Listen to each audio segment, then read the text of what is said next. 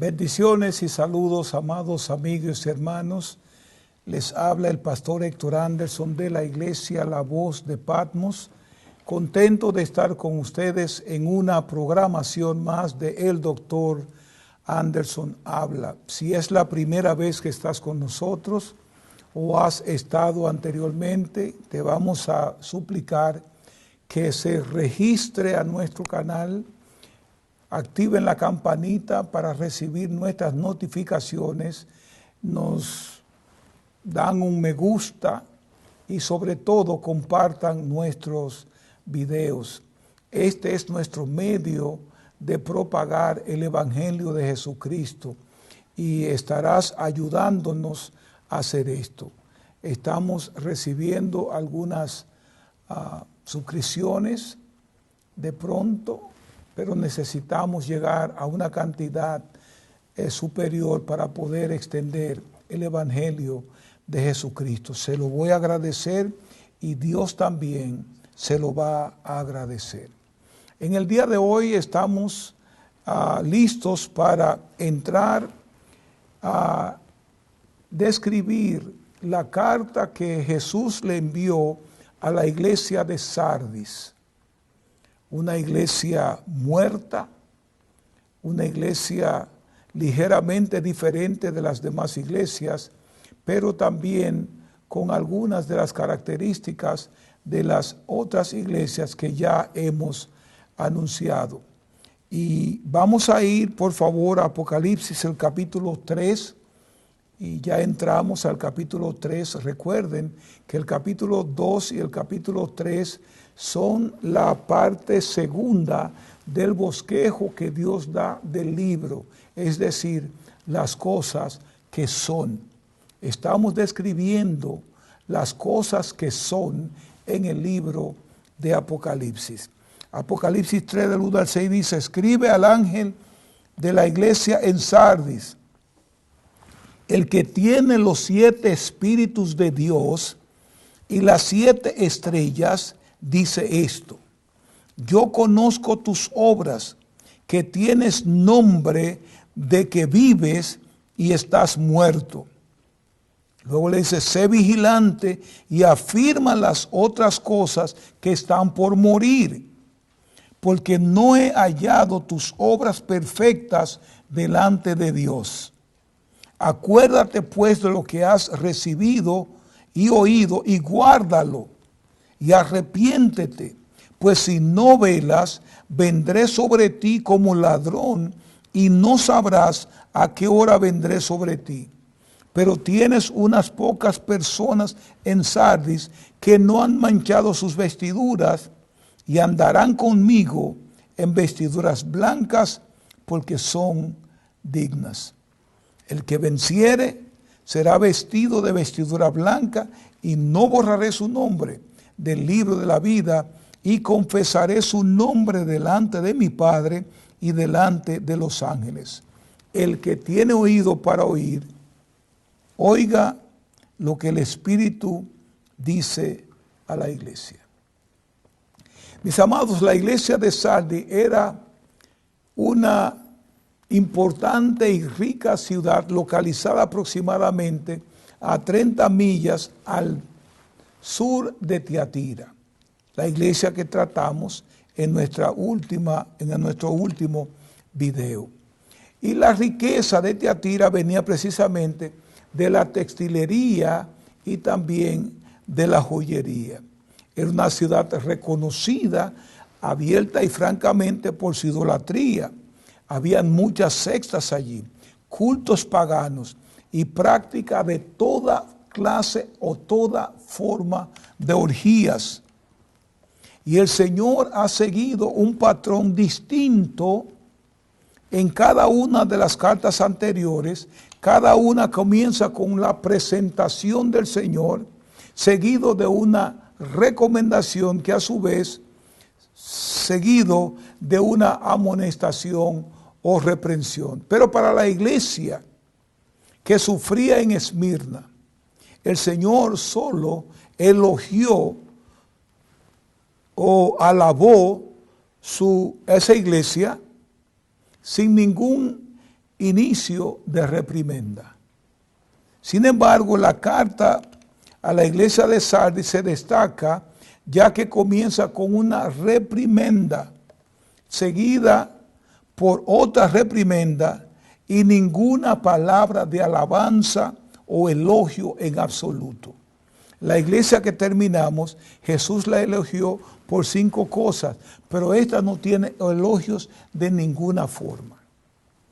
Y entonces el remitente aquí, o el que escribe la carta, Jesús, se presenta como el que tiene las 7 o los 7 espíritus de Dios y las 7 estrellas. Escucha bien esto, se presenta como el que tiene los 7 espíritus de Dios que ya estudiamos en el capítulo 1. No es que hayan 7 espíritus de Dios, sino que estamos hablando aquí de la plenitud del Espíritu Santo. Y luego dice que es, las 7 estrellas, es decir, los 7 ángeles de las iglesias. Y cuando Jesús habla aquí y dice tiene, esa palabra transmite propiedad y control. Lo que Jesús está diciendo es, yo tengo autoridad sobre esta iglesia porque es de mi propiedad y además de eso tengo control. Jesús posee los 7 espíritus y también las estrellas.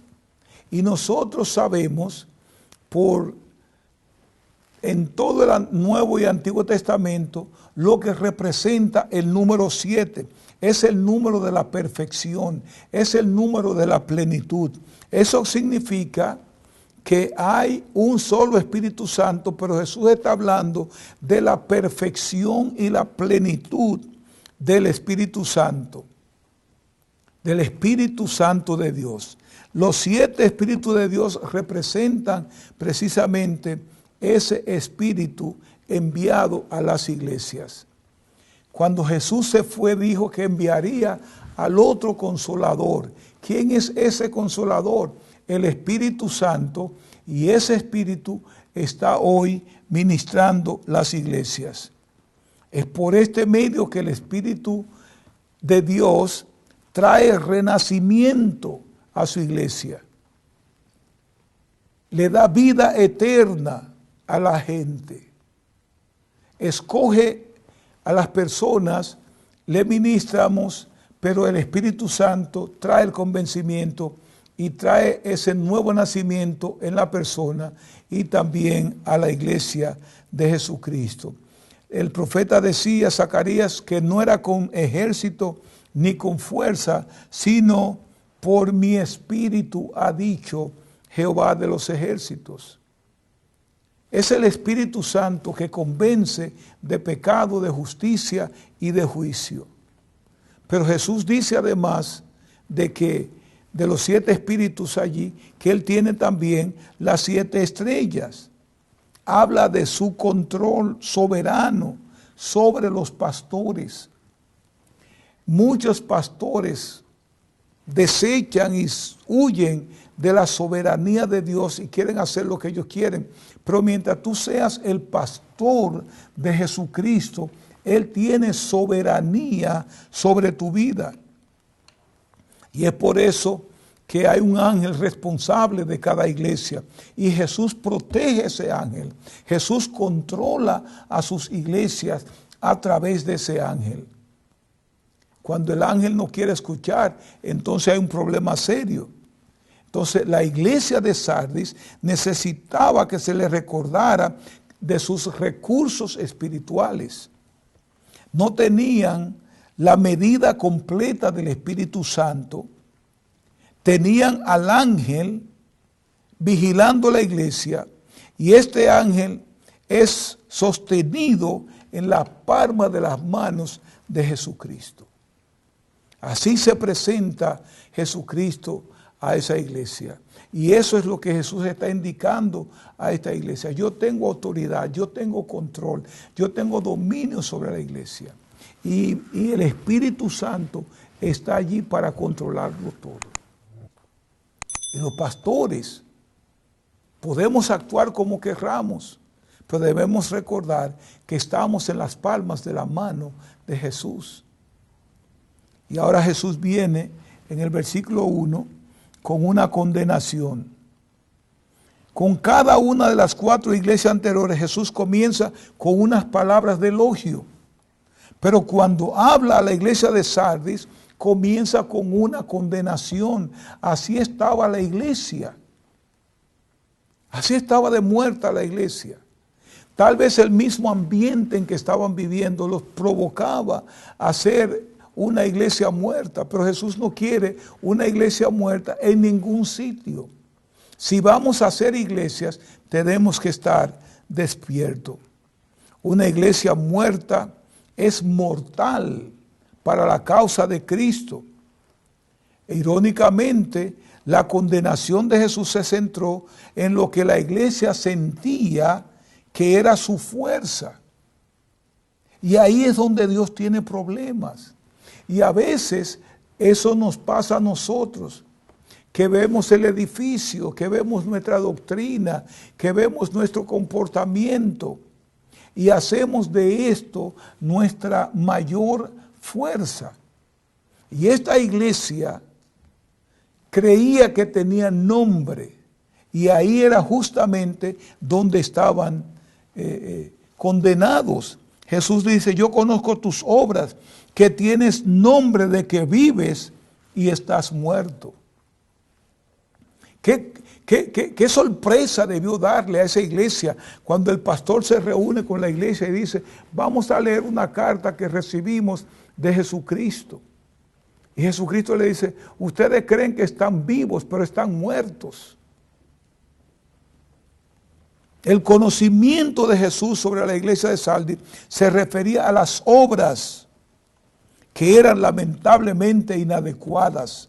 No estaban haciendo las obras que debían estar haciendo. ¿Y cuál es la amonestación que le hace Jesús? Tienes nombre de que vive y estás muerto. Tenían un nombre, pero eso era todo lo que tenían, nombre. Y a veces vemos iglesias en estos tiempos que se mofan, se burlan de otras iglesias porque supuestamente tienen nombre, tienen edificio, tienen membresía. Y el asunto aquí es que Jesús no juzga las iglesias de la misma manera que los hombres juzgamos las iglesias. Desde la perspectiva de Dios, eran tan buenos como muertos. No tenían más nada. Es importante reconocer que la iglesia de Sardis no parecía que estaba muerta. Para las demás personas o para las demás iglesias, la iglesia estaba viva. Porque tenía fama de que vivía. Hasta que Jesús le dice, ustedes están muertos. Y en nuestros tiempos hay iglesias que parecen estar vivas. Mucha aleluya, mucha alabanza, mucha gloria a Dios, mucha emoción, cuando en realidad están muertas. Y la gente estaba impresionada con la iglesia. Y la muerte de esa iglesia no es la evaluación del hombre. La muerte de esa iglesia es la evaluación de Dios. Que otras iglesias digan que estamos muertos es una cosa, pero vamos a ver qué nos dice Dios. Pero cuando es Dios que dice que la iglesia está muerta, ya no hay a dónde ir. Hay que entender que la iglesia está muerta. Ahora, ¿por qué Jesús consideró a esta iglesia muerta? Una iglesia que parecía estar viva. ¿Saben ustedes la razón por la que Jesús considera que la iglesia está muerta? Porque tenían sus vestiduras manchadas. Habían manchas en su vestidura. En ese sentido, muertos podría equiparse o equipararse con profundidades y sin mácula. Podrían equiparse a vivo. Ellos parecían que estaban vivos, pero estaban muertos. Aparentemente la iglesia probablemente había comenzado no solo a leer, sino a vivir del pasado. de lo que eran antes. Yo era, yo hacía, Jesús decía, Jesús hizo. Y esa aclamación pudo haber atenuado su sensibilidad a la guerra espiritual. Pensaron que tenían tantos nombres que habían descuidado la guerra espiritual, habían descuidado la oración, habían descuidado la lectura de la palabra de Dios, habían descuidado la búsqueda de Dios, el silicio en aquel tiempo, porque consideraban que tenían un nombre. Y el resultado, amados hermanos, era poca comunión con Dios, poco conocimiento de la palabra de Dios, poca devoción por las cosas de Dios. Y eso fue matando la iglesia poco a poco, hasta que finalmente Jesucristo la considera una iglesia muerta. Una iglesia está en peligro de muerte cuando comienza a adorar su propio pasado o su propia historia. Cuando comienza a adorar su propia reputación o su propio nombre o los nombres de otras situaciones en la iglesia, de lo que ellos eran o fueron capaces de hacer. Una iglesia está muerta cuando se ocupa más de la forma que la función y la vida de la iglesia. Entonces, cuando está más preocupada por los números que por el servicio o la comunión con Dios, la iglesia está muerta. Y hay iglesias que cuentan sus miembros todos los domingos, cada vez que tienen culto, cuentan a sus miembros para saber si estamos creciendo o decreciendo. Cuando nuestra preocupación está en los números, tenemos problemas y nos estamos matando y finalmente vamos a terminar muertos. Cuando se involucra más con la gestión que con el ministerio o con lo físico sobre lo natural, o debo decir lo espiritual, estamos fallando. Cuando tu gestión, cuando las sociedades, cuando nuestros servicios sociales tienen más importancia que nuestros servicios a Dios, tenemos una iglesia que se está muriendo.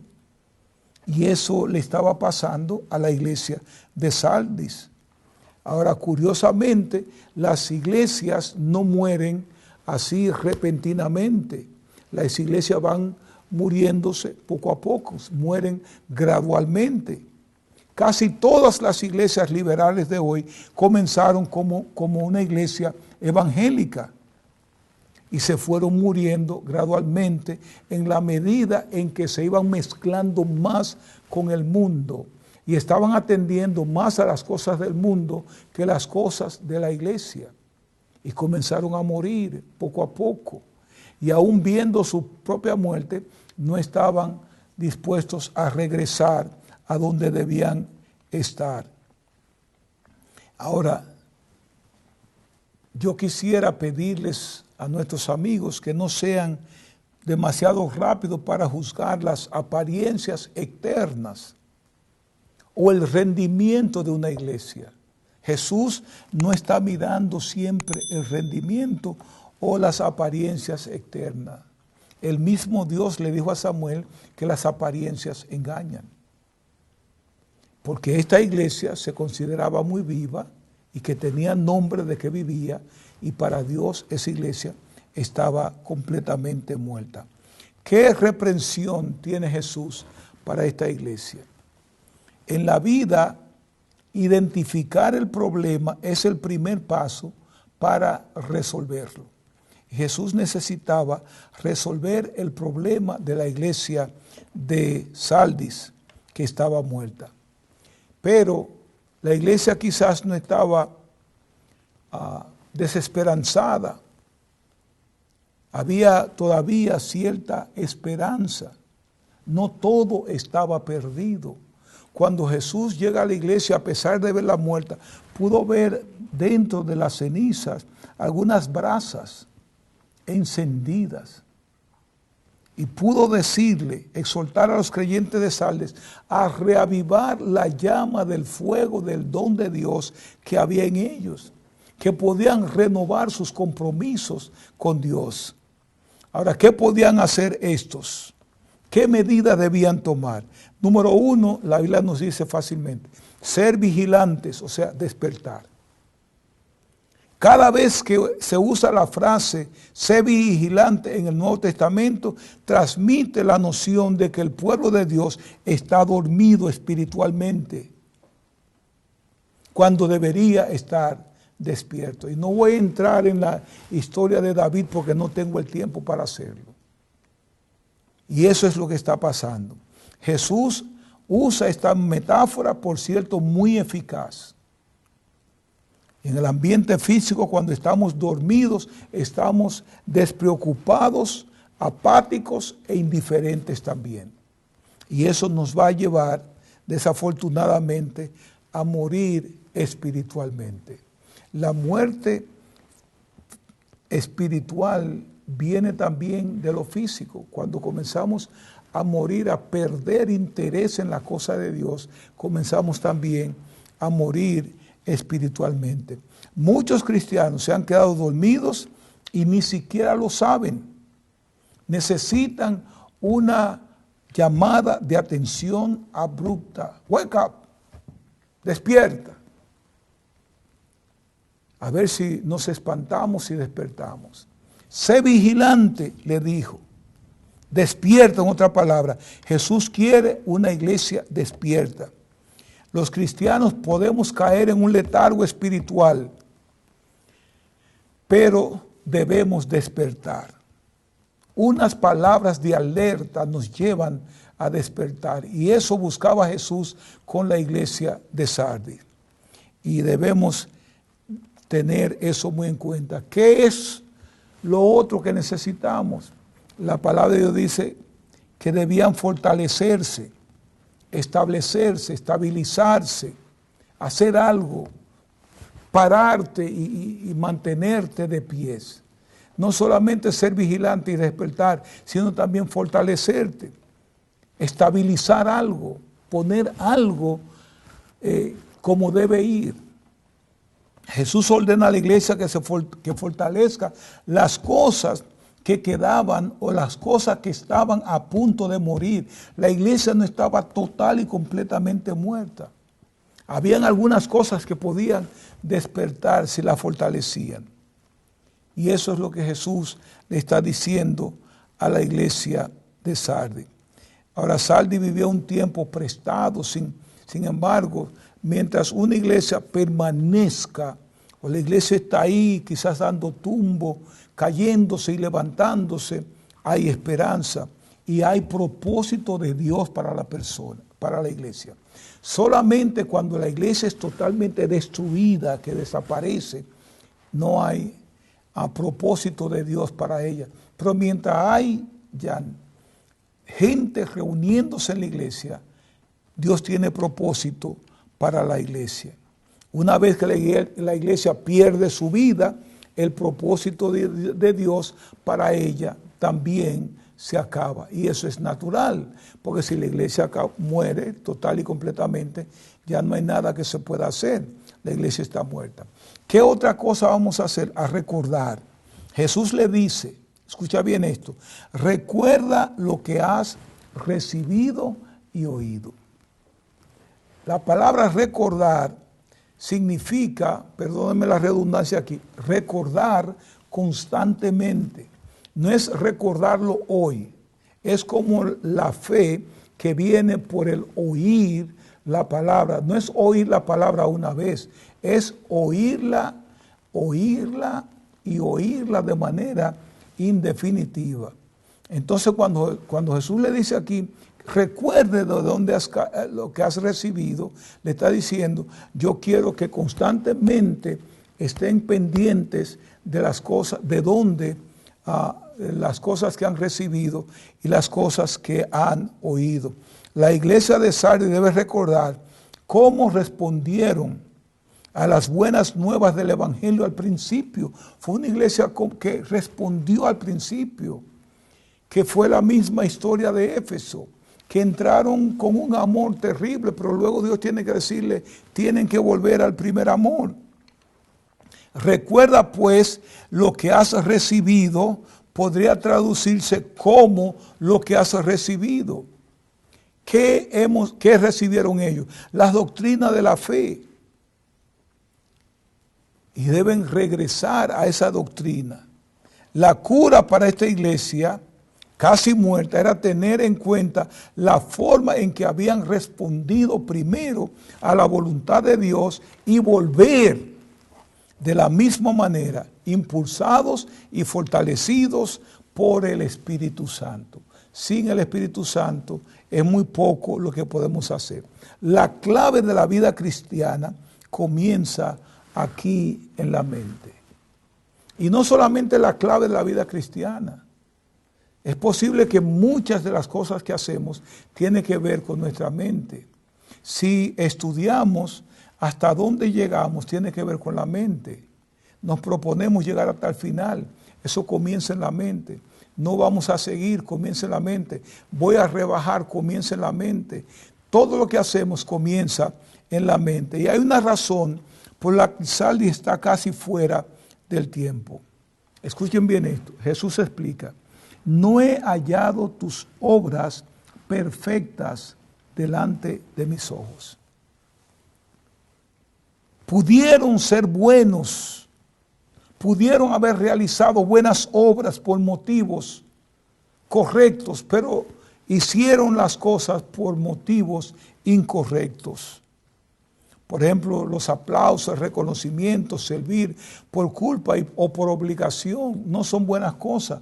Cuando venimos a la iglesia y tenemos que adorar porque se nos manda a levantar las manos o lo hacemos para que el pastor vea, eso es incorrecto. El motivo no es correcto. Debemos hacerlo porque Dios quiere nuestra adoración. Y finalmente Jesús le dice, guarda las cosas. Tenemos que aprender a guardar, a arrepentirse también. Y el arrepentimiento es un cambio de mente, de voluntad, de dirección. No es algo que me duele, voy a dejar de caer preso, por ejemplo, me arrepiento de caer preso. No, es para el arrepentimiento según Dios. Y quiero terminar diciéndoles que Jesús le dice a ellos, como a todas las demás iglesias, pues si no velas, vendré a ti como ladrón y no sabrás a qué hora vendré sobre ti. Es una amenaza de Jesús a venir, porque el ladrón nunca nos da la hora y el día en que ellos van a venir. Sorprenden. Los cristianos fuera de comunión no estarán preparados. Elige hoy que no será uno que será atrapado sin darse cuenta de que está mal. Pero también Dios le hace un llamado, Jesús le hace un llamado. Jesús hace un elogio después de la condenación a esta iglesia y lo elogia. Pero tienes unas pocas personas en Sardis que no han manchado sus vestiduras y andarán conmigo en vestiduras blancas porque son dignas. No han manchado su ropa, no se han contaminado con el mundo, no han hecho cosas que me desagradan. Y estas personas tendrán su recompensa, van a caminar con Cristo, con ropas también, con vestiduras blancas. Se refiere a una justicia práctica, no una justicia posicional. Y Jesús declara que ellos andarán con él. Finalmente, como en toda la carta, Jesús también le dice a los vencedores que le dará una recompensa. Y como ustedes podrán notar, nos hemos pasado del tiempo. Sobre toda cosa guardada, guarda tu corazón, porque de él mana la vida.